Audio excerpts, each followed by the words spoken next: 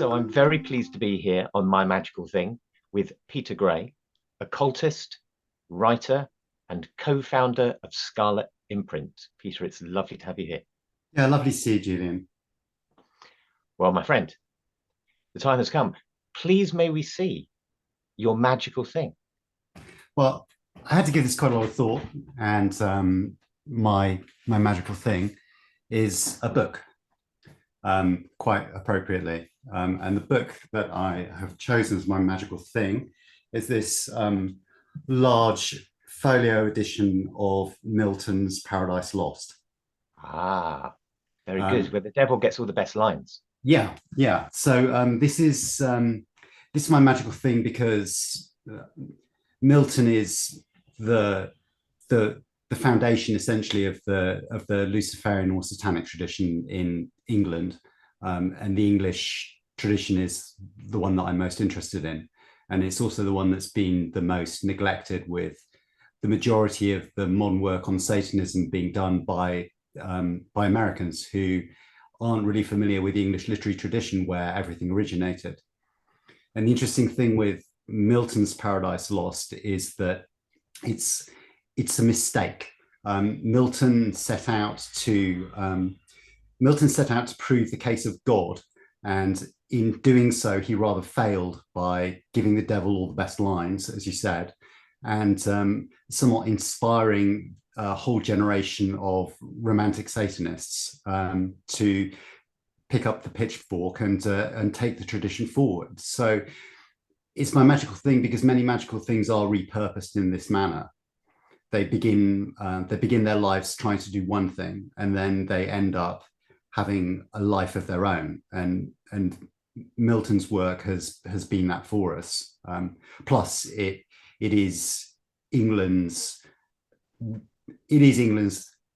epic poem. It is the most important piece of literature that we have alongside Shakespeare, and arguably Spenser, and then obviously we're going down the tradition then through Blake and the Romantics, Shelley in particular, who all took great inspiration from this text. And the book that I have, the other reason it's the magical thing is that as you can see, this is a fairly battered edition. It's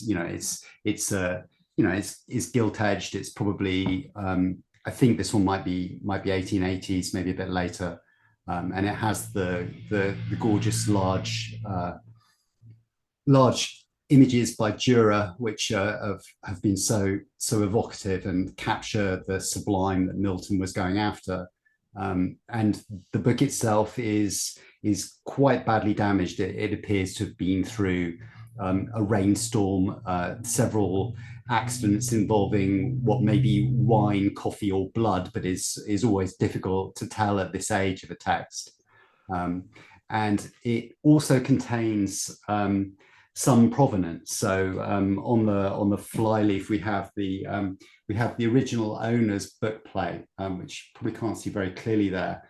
And this copy was owned by a gentleman called Vivian de Sola Pinto, which is a wonderful name. And he was an English poet who defended D.H. Lawrence at the Lady Chatterley's Lover trial. So this book came from a literate, strong library, and was read and loved and treasured, but has also been neglected and damaged in its lifetime. So one of the things that I really like about magical things is that they have a pattern of age, that they've been on a journey, that they've tumbled down through the years to us. And this book is very much a survivor, and it's a privilege to own some of these survivals for the time that I'm here, until I place my own ex libris in the back, and they depart from my hands for the next couple of 100 years, depending on how long the binding lasts. But this one's fairly sturdy. I really like the idea of as Paradise Lost is to the British current of Satanism. So it's rather like the Golden Bough is to the neo-pagan revival. Yeah. And that particular edition, how did it come into your hands? Well, this is another great aspect of the story. So this edition I bought from Richard Wyrd of Man, Myth and Magic. So it's also part of the great English occult tradition of small private booksellers with esoteric lists of books, which were initially distributed, by mail and then on the internet. But they still have this charm around them. They haven't got the hand of commerce on them. So Richard is like a modern Essex cunning man, and he curates this list of odd little books, and this is one of them. In the same way that, like, more famously, probably Ben Fernie of Caduceus books, or Occultique, or Jonathan Midian of Midian books, and any of these small numbers of the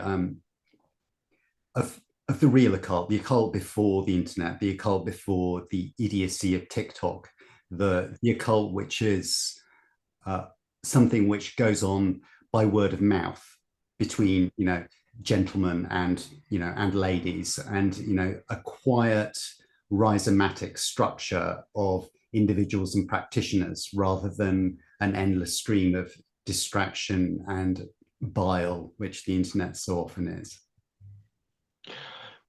Peter Gray, that is fabulous. Could we have another little look at this volume? Yeah, just certainly. kind of get a sense of it. You can see the leather binding, and it's because it's an elephant folio. It's quite a you can see some of the Gustave Doré work, and it's a kind of the other nice thing about having a book like this is you can read it in low light in ritual. So it's a companion piece for practice. So yeah, that's the book. That's a delightful, magical thing, and let's reign together in hell.